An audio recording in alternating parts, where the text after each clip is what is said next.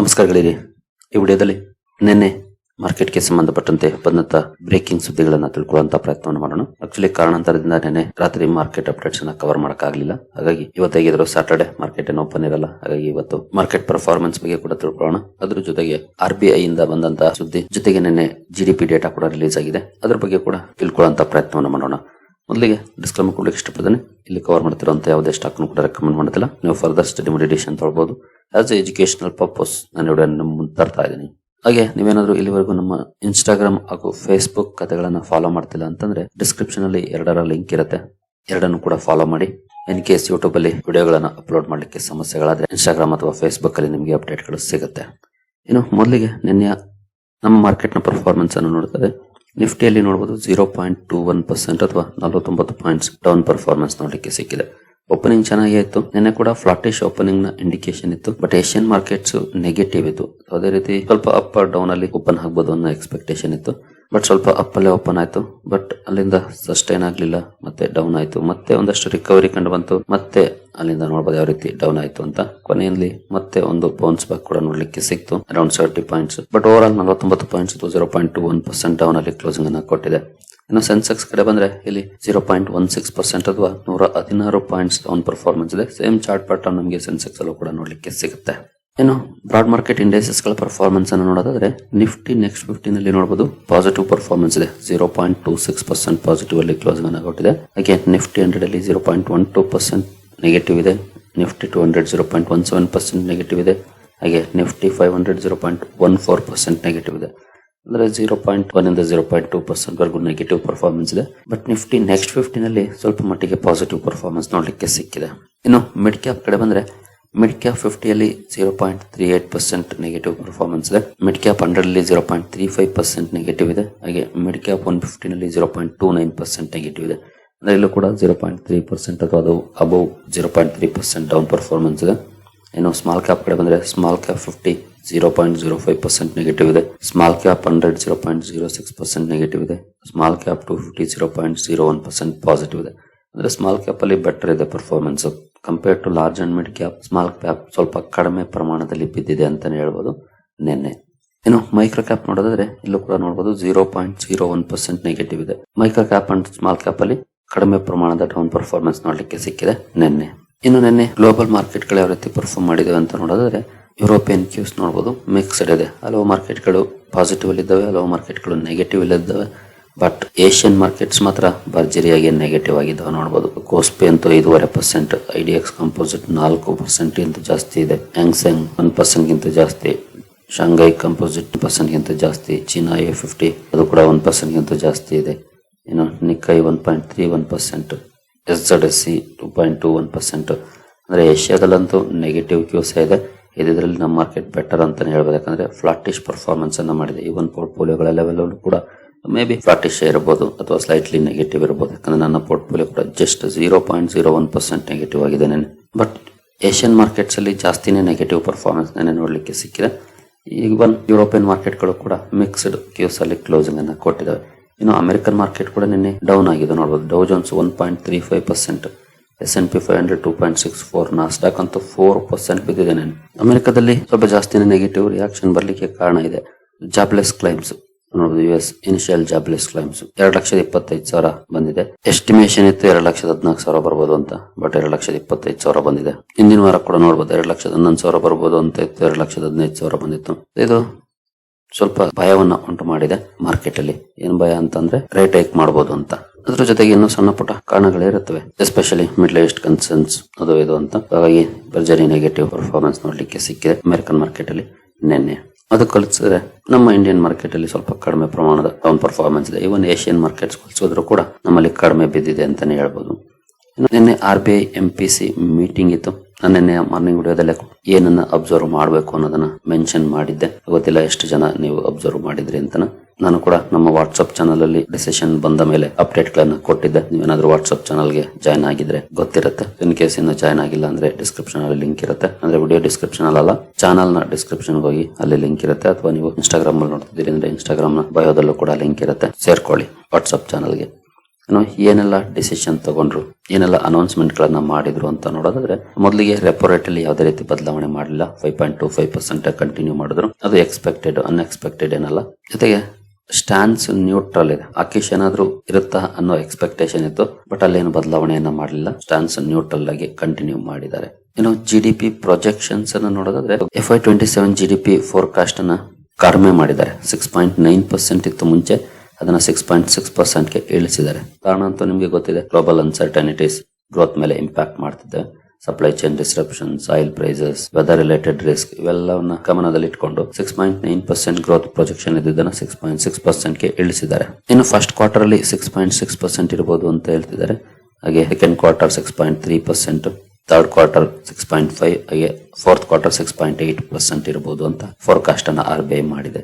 ಇನ್ನು ಇನ್ಫ್ಲೇಷನ್ ವಿಚಾರಕ್ಕೆ ಬಂದ್ರೆ, ಇಲ್ಲೂ ಕೂಡ ಇನ್ಫ್ಲೇಷನ್ ಫೋರ್ಕಾಸ್ಟ್ ಅನ್ನು ಜಾಸ್ತಿ ಮಾಡಿದ್ದಾರೆ. ಮುಂಚೆ ಅಂದ್ರೆ ಇಂದಿನ ಮೀಟಿಂಗ್ ಅಲ್ಲಿ 4.6% ಇರಬಹುದು ಅಂತ ಎಸ್ಟಿಮೇಟ್ ಮಾಡಿದ್ರು 2026-27 ಆರ್ಥಿಕ ವರ್ಷದಲ್ಲಿ. ಬಟ್ ಈಗ 5.1% ಹೋಗಿದೆ.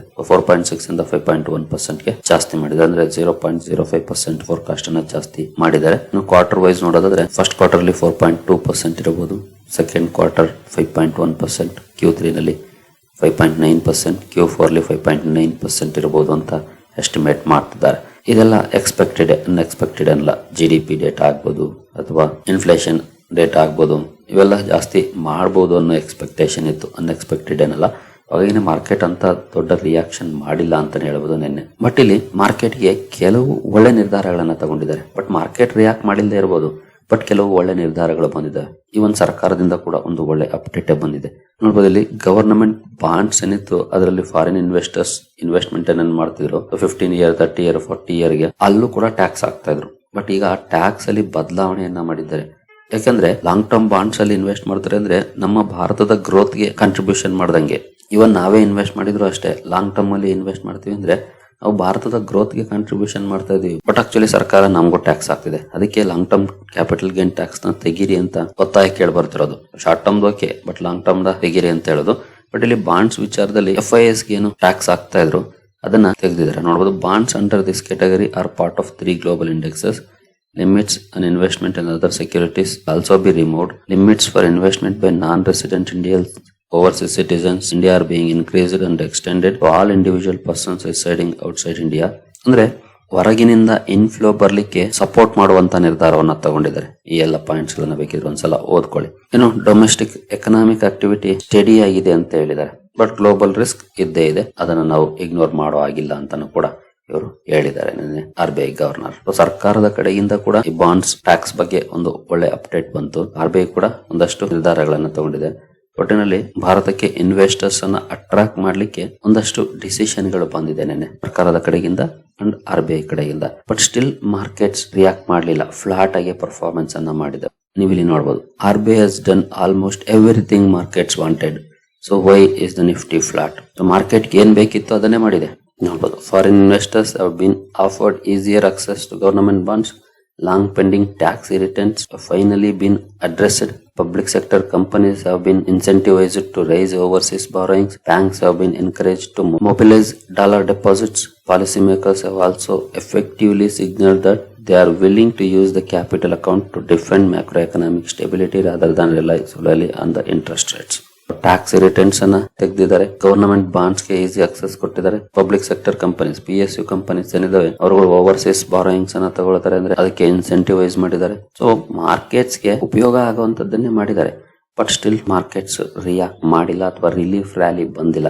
ಅದಕ್ಕೆ ಪ್ರಮುಖ ಕಾರಣ ಅಂದ್ರೆ ಎಸ್ಪೆಷಲಿ ಗ್ಲೋಬಲ್ ಅನ್ಸರ್ಟನಿಟೀಸ್ ಅಂತಾನೆ ಹೇಳ್ಬೋದು. ಡಾಲರ್ ಎಲಿವೇಟೆಡ್ ಆಗಿದೆ, ಇರಾನ್ ಯುದ್ಧದಲ್ಲಿ ಏನಾಗುತ್ತೆ ಅಂತ ಗೊತ್ತಿಲ್ಲ. ಈ ಗ್ಲೋಬಲ್ ಅನ್ಸರ್ಟನಿಟೀಸ್ ಮಾರ್ಕೆಟ್ ನ ರಿಯಾಕ್ಟ್ ಮಾಡಕ್ಕೆ ಬಿಟ್ಟಿಲ್ಲ ಅಂತಾನೆ ಹೇಳ್ಬೋದು. ಬಟ್ ಗ್ಲೋಬಲ್ ಮಾರ್ಕೆಟ್ ಹೋಲಿಸಿದ್ರೆ ಇಂಡಿಯನ್ ಮಾರ್ಕೆಟ್ ಬೆಟರ್ ಪರ್ಫಾರ್ಮೆನ್ಸ್ ಮಾಡಿದೆ ಅಂತಾನೆ ಹೇಳ್ಬೋದು ನಿನ್ನೆ. ಯಾಕೆಂದ್ರೆ ಫ್ಲಾಟಿಶ್ ಇದೆ, ಅಷ್ಟು ದೊಡ್ಡ ಪ್ರಮಾಣದ ಡೌನ್ ಫಾಲ್ ಏನಿಲ್ಲ. ಅದಕ್ಕೆ ಪ್ರಮುಖ ಕಾರಣ ಅಂದ್ರೆ ಈ ಎಲ್ಲ ನಿರ್ಧಾರಗಳು ಅಂತಾನೆ ಹೇಳ್ಬೋದು. ಇನ್ನು ರುಪಿ ಕೂಡ ನಿನ್ನೆ ಸ್ವಲ್ಪ ಮಟ್ಟಿಗೆ ಸ್ಟ್ರಾಂಗ್ ಆಯ್ತು, ಬಟ್ ಆಲ್ಮೋಸ್ಟ್ ಬಿಲೋ 95 ಹೋಗಿತ್ತು. ನಂತರ ಮತ್ತೆ 95 ನ ಕ್ರಾಸ್ ಮಾಡಿ 95.39 ಅಲ್ಲಿ ಕ್ಲೋಸಿಂಗ್ ಅನ್ನ ಕೊಟ್ಟಿದೆ. ಇನ್ನು ಮುಂದುವರೆ ಮುಂಚೆ ಡಿಸ್ಕ್ರಿಪ್ಷನ್ ಅಲ್ಲಿ ಅಕೌಂಟ್ ಓಪನಿಂಗ್ ಮಾಡ್ಕೊಳ್ಳುವಂತ ಲಿಂಕ್ ಇದೆ. ಇಂಟ್ರೆಸ್ಟ್ ಇರೋರು ಅಕೌಂಟ್ ಅನ್ನು ಓಪನ್ ಮಾಡ್ಕೊಳ್ಬಹುದು. ಹೂಡಿಕೆಗೆ ಸಂಬಂಧಪಟ್ಟಂತೆ ನಿಮ್ಗೆ ಏನಾದ್ರು ಸಪೋರ್ಟ್ ಬೇಕು ಅಂದ್ರೆ ಇಲ್ಲಿರುವಂತಹ ನಂಬರ್ ಗಳ ಮೂಲಕ ನಮ್ಮ ಟೀಮ್ ನ ಕಾಂಟ್ಯಾಕ್ಟ್ ಮಾಡಬಹುದು. ಬಟ್ ಸಪೋರ್ಟ್ ಸಿಗ್ಬೇಕಂದ್ರೆ ಇವರು ನಮ್ಮ ಮೂಲಕ ಅಕೌಂಟ್ ಅನ್ನು ಓಪನ್ ಮಾಡ್ಕೊಂಡಿರ್ಬೇಕಾಗತ್ತೆ. ಹಾಗಾಗಿ ಅಕೌಂಟ್ ಅನ್ನು ಓಪನ್ ಮಾಡ್ಕೊಂಡು ಕಾಂಟ್ಯಾಕ್ಟ್ ಮಾಡಬಹುದು. ಇನ್ನು ನಿನ್ನೆ GDP ಡೇಟಾ ಕೂಡ ರಿಲೀಸ್ ಆಗಿದೆ ನೋಡಬಹುದು. India record 7.7% GDP growth in FY26. Q4 growth comes in at 7.8%. Q4 ಅಲ್ಲಿ 7.8% ಗ್ರೋ ಆಗಿದೆ ನಮ್ಮ ಎಕಾನಮಿ. ಓವರ್ ಆಲ್ FY26 ಅಲ್ಲಿ 7.7% ಗ್ರೋತ್ ನೋಡ್ಲಿಕ್ಕೆ ಸಿಕ್ಕಿದೆ GDP. ಇನ್ನು GDP ಎಸ್ಟಿಮೇಷನ್ಸ್ ಎಷ್ಟಿತ್ತು ನೀವು ಇಲ್ಲಿ ನೋಡಬಹುದು. ಫೋರ್ಕಾಸ್ಟ್ 7.2% ಬರ್ಬೋದು ಅಂತ ಫೋರ್ಕಾಸ್ಟ್ ಮಾಡಿದ್ರು, ಬಟ್ ಆಕ್ಚುಯಲ್ ಆಗಿ ಬಂದಿದ್ದು 7.8%. ಹಿಂದಿನ ಸಲ 8% ಬಂದಿತ್ತು, ಬಟ್ ಅದಕ್ಕೆ ಕಂಪೇರ್ ಮಾಡಿದ್ರೆ ಸ್ವಲ್ಪ ಕಡಿಮೆ ಇದೆ. ಬಟ್ ಎಕ್ಸ್ಪೆಕ್ಟೇಷನ್ ಇತ್ತು ಈ ಸಲ ಕಡಿಮೆ ಆಗ್ಬೋದು ಅಂತ. 7.2% ಫೋರ್ಕಾಸ್ಟ್ ಮಾಡಿದ್ರೆ 7.8% ಬಂದಿದೆ. ಇದು ಖಂಡಿತ ಒಳ್ಳೆಯ ಬೆಳವಣಿಗೆ, ಪಾಸಿಟಿವ್ ಅಂತಾನೆ ಹೇಳ್ಬೋದು ಮಾರ್ಕೆಟ್ಸ್ಗೆ. ಬಟ್ ನಿನ್ನೆ ಮಾರ್ಕೆಟ್ ಕ್ಲೋಸ್ ಆದ್ಮೇಲೆ ಬಂದಿರುವಂತ ಡೇಟಾ ಇದು. ಮಾರ್ಕೆಟ್ ಓಪನ್ ಇದ್ದಾಗಲ್ಲ, ಮಾರ್ಕೆಟ್ ಕ್ಲೋಸ್ ಆದ್ಮೇಲೆ ಬಂದಿದೆ. ಏನು ನೋಡಬಹುದು, consumer spending holds firm in India 7.7% GDP growth, but watch out for oil monsoon hazards. ಈ ಎರಡು ರಿಸ್ಕ್ ಫ್ಯಾಕ್ಟರ್ಸ್ ಇದೆ ಮುಂದಿನ GDP ಗ್ರೋತ್ಗೆ. ಆಯಿಲ್ ಪ್ರೈಸಸ್ ಅಲ್ಲಿ ಯಾವ ರೀತಿ ಪರ್ಫಾರ್ಮೆನ್ಸ್ ಇರುತ್ತೆ ಓವರ್ ದ ಮಂತ್ಸ್, ಮಾನ್ಸೂನ್ ಯಾವ ರೀತಿ ಇರುತ್ತೆ, ಎರಡು ಕೂಡ ಬಿಗ್ ಫ್ಯಾಕ್ಟರ್ಸ್ ಆಗಿದ್ದಾವೆ. ಇಲ್ಲಿ ಏನಾದ್ರೂ ಈಸಿನೆಸ್ ಕಂಡು ಬಂತು ಅಂದ್ರೆ ಖಂಡಿತ ಗ್ರೋತ್ ಇನ್ನು ಚೆನ್ನಾಗಿರುತ್ತೆ, ಮಾರ್ಕೆಟ್ ಎಕ್ಸ್ಪೆಕ್ಟ್ ಮಾಡೋದಕ್ಕಿಂತ ಚೆನ್ನಾಗಿರುತ್ತೆ. ಬಟ್ ಇಲ್ಲಿ ಏನಾದ್ರೂ ಇಂಪ್ಯಾಕ್ಟ್ ಜಾಸ್ತಿ ಆಯ್ತು ಅಂದ್ರೆ ಮಾರ್ಕೆಟ್ಗೆ ಡಿಸಪಾಯಿಂಟ್ ಮಾಡೋದ್ರಲ್ಲಿ ಯಾವುದೇ ಡೌಟ್ ಇಲ್ಲ. ಹಾಗಾಗಿ ಈ ಎರಡು ಫ್ಯಾಕ್ಟರ್ಸ್ ಅನ್ನ ನಾವು ಈ ವರ್ಷ ವಾಚ್ ಮಾಡಬೇಕಾಗುತ್ತೆ ಯಾವ ರೀತಿ ಇರುತ್ತೆ ಅಂತ. ಏನು ನಿಪ್ಪಾನ್ ಇಂಡಿಯಾ ಮ್ಯೂಚುವಲ್ ಫಂಡ್ ನಿನ್ನೆ ಅಪ್ಡೇಟ್ ಅನ್ನ ಕೊಟ್ಟಿದೆ. ನಿನ್ನೆ ಮಾರ್ನಿಂಗ್ ವಿಡಿಯೋದಲ್ಲಿ ನಾವು HDFC AMC ಇದೇ ರೀತಿ ನಿರ್ಧಾರವನ್ನ ತಗೊಂಡಿರೋ ಬಗ್ಗೆ ನೋಡಿದ್ವಿ. ಗೋಲ್ಡ್ ಬೀಸ್ ಅಲ್ಲಿ ಇನ್ವೆಸ್ಟ್ಮೆಂಟ್ ಮಾಡೋದಕ್ಕೆ ಕ್ಯಾಪ್ ಹಾಕಿದೆ. Gold bees and gold saving funds ಏನಿದೆ ಅಲ್ಲಿ ಇನ್ವೆಸ್ಟ್ ಮಾಡೋದಕ್ಕೆ ನೋಡಬಹುದು.